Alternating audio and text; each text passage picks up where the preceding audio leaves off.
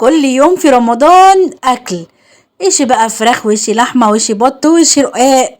لما بصراحه خلاص الحمد لله كده استكفينا.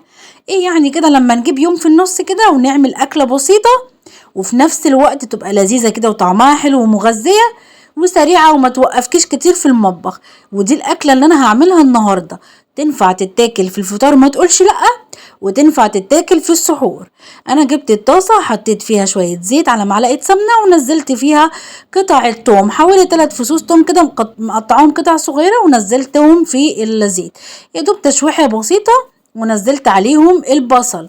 اول لما ابتدي يحمر معايا وياخد اللون الدهبي الفاتح ده، نزلت بقى الطماطم برضو متقطعه مكعبات كده، اقلبها مع مع البصل. اهم حاجه لا تحرقي الثوم ولا تحرقي البصل بتاعك، خلي الثوم مصفر حاجه بسيطه، والبصل برضو يا دوب يصفر او يحمر ياخد لون دهبي حلو، ونزلي عليه الطماطم. وبعد كده نزلت بقى بعد ما الطماطم استوت شويه نص سوا كده، نزلت الفلفل بقى رومي على حامي حسب الرغبه، ممكن تحطي طبعا فلفل الوان. وهنا بقى قلبت بقى الفلفل كويس جدا معاهم، حطيت بقى البهارات بتاعتي بسيطه جدا، ملح وفلفل اسمر وشويه من الكزبره ومرق الدجاج عشان تطعم الوصفه بتاعتي. وهسيب بقى الوصفه بتاعتي كده تتسبك كده شويه حلوين. اول لما تتسبك معايا هكون بقى مجهزه معايا خضره. عايزه اقولك بقى انت ضيفي الخضره من هنا وشمي بقى الريحه من هنا، يعني الريحه هتقلب الدنيا كلها. لو كنت وصلت لحد هنا استني الوصفه هتعجبك جدا، وحطي اللايك وحطي تعليق حلو منك، ولو مش مشتركه عندي اشتركي.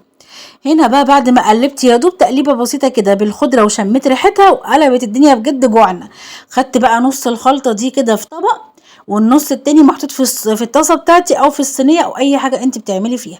ومعايا بقى بيض حسب بقى عدد الافراد اللي هياكلوا. هبتدي بقى كده اطقش البيض على الخلطه بنص الخلطه بتاعتي، والنص التاني من الخلطه هحطه كده على وش البيض، واغطي بقى كده، احاول اغطي البيض بتاعي وادفنه كده جوه الخلطه دي. عايزه اقول لكم يا جماعه بتطلع بقى احلى شكشوكه تاكلوها في حياتكم، بجد وصفه حلوه جدا، سواء عملتيها في الفطار او يوم يبقى خفيف بعيد بقى عن اللحوم، سواء عملتيها في السحور تحفه. انا بقى وطيت النار على الاخر شمعه يا بنات، وغطيت الصينيه بتاعتي لحد ما استوى البيض. لو عايزه بقى تدخليها بعد كده الفرن تنشف معاكي بقى خالص براحتك. عايزه اقول لك طعمها تحفه، هتتغمس بقى او ممكن تعملي جنبها شويه رز ابيض مش هتقول لا. معاها بقى بطاطس شيبسي زي ما انت عايزه. وصفه حلوه جدا جربيها، وكفايه ريحتها اللي تفتح النفس. السلام عليكم ورحمه الله وبركاته.